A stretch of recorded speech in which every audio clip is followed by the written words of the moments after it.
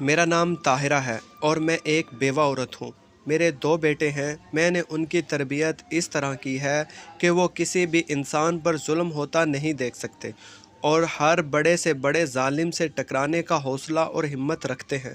میرا شوہر ایک فوجی افسر تھا، وہ بھی دہشت گردوں سے لڑائی میں شہید ہو گیا۔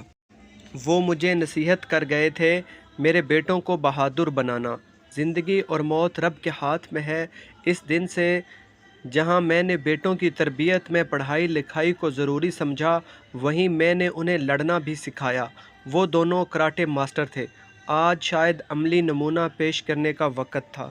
ہم دونوں، میں اور میرا چھوٹا بیٹا عامر، میری چھوٹی بہن سے مل کر واپس آ رہے تھے کہ جب ہم بس اسٹاپ پر بس میں بیٹھے تھے کہ تھوڑی دیر بعد اچانک شور بلند ہوا۔ میں کھڑکی والی سیٹ پر بیٹھی تھی اور ساتھ میرا بیٹا بیٹھا تھا۔ میں نے جب باہر دیکھا تو کچھ اوباش لڑکے ایک غریب لڑکے کو مار پیٹ رہے تھے۔ وہ تعداد میں 4 تھے اور وہ بیچارہ اکیلا تھا۔ اسے مار کھاتا دیکھ کر میرا خون بھی کھول رہا تھا، مگر میں چپ تھی۔ مگر شاید میرے بیٹے کی برداشت ختم ہو گئی تھی۔ وہ اٹھا تو میں نے اس کا ہاتھ پکڑ کر بٹھا لیا اور انگلی کے اشارے سے اسے منع کیا۔ وہ بیٹھ تو گیا مگر بے چین تھا۔ میں نے اپنے ہاتھ میں اپنے بیٹے کا بازو پکڑا تھا۔ وہ اور میں باقی سواریوں کی طرح تماشائی بنے سب دیکھ رہے تھے۔ وہ لڑکا بیچارہ شدید زخمی تھا۔ اتنے میں ایک بوڑھی عورت مجمع کو چیرتی ہوئی اس لڑکے تک پہنچی اور اس لڑکے کی ڈھال بن گئی اور ہاتھ جوڑ جوڑ کر ان اوباش لڑکوں کو روکنے کی کوشش کرنے لگی۔ وہ ایک بار تو رک گئے مگر پھر دوسرے لمحے ان کے ایک ساتھی نے، جو شاید ان کا لیڈر تھا، بوڑھی عورت کو بازو سے پکڑ کر الگ کیا۔ بوڑھی عورت نے اپنا بازو چھڑانے کے بعد پھر ان لوگوں کو روکنے کی کوشش کی تو اس اوباش لیڈر نے اس عورت کو پکڑ کر ایک زوردار تھپڑ اس کے منہ پر دے مارا اور وہ بوڑھی عورت اتنی دور جا گری اور اس کے منہ سے خون بہنے لگا۔ بس اب حد کراس ہو چکی تھی۔ میں نے بیٹے کے بازو کو چھوڑتے ہوئے کہا، کوئی تمہیں پہچانے نہیں اور کوئی ان میں سے 2-3 ماہ سے پہلے چارپائی سے اٹھ نہ پائے۔ عامر ایک ماہر لڑاکا کی مانند اچھل کر کھڑا ہوا اور بس کی کھڑکی سے باہر کود گیا۔ تھوڑی دیر بعد ایک لڑکا منہ پر نقاب باندھے ان کے درمیان کھڑا تھا اور اس کا اطمینان اور سکون بتا رہا تھا، اب تمہاری خیر نہیں۔ وہ چاروں بھی اس نوجوان کی طرف متوجہ ہو چکے تھے۔ سب سے پہلے لیڈر آگے بڑھا اور بولا، کون ہو تم اور دفع ہو جاؤ یہاں سے۔ نوجوان بولا، میں تمہارا باپ ہوں اور تمہاری تربیت کرنے آیا ہوں۔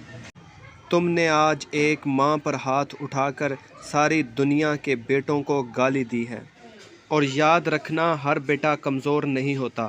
اس سے پہلے کہ وہ لیڈر ہاتھ اٹھاتا، میرا بیٹا 2 قدم اس کی طرف دوڑا اور ہوا میں اچھل کر ایسی لات اس کے سینے پہ ماری کہ وہ زمین پر گر کر 10 فٹ تک گھستا چلا گیا۔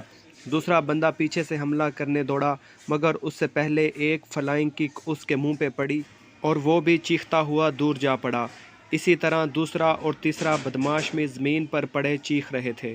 انہوں نے ایک عورت ہی نہیں بلکہ ایک ماں پر ہاتھ اٹھایا تھا۔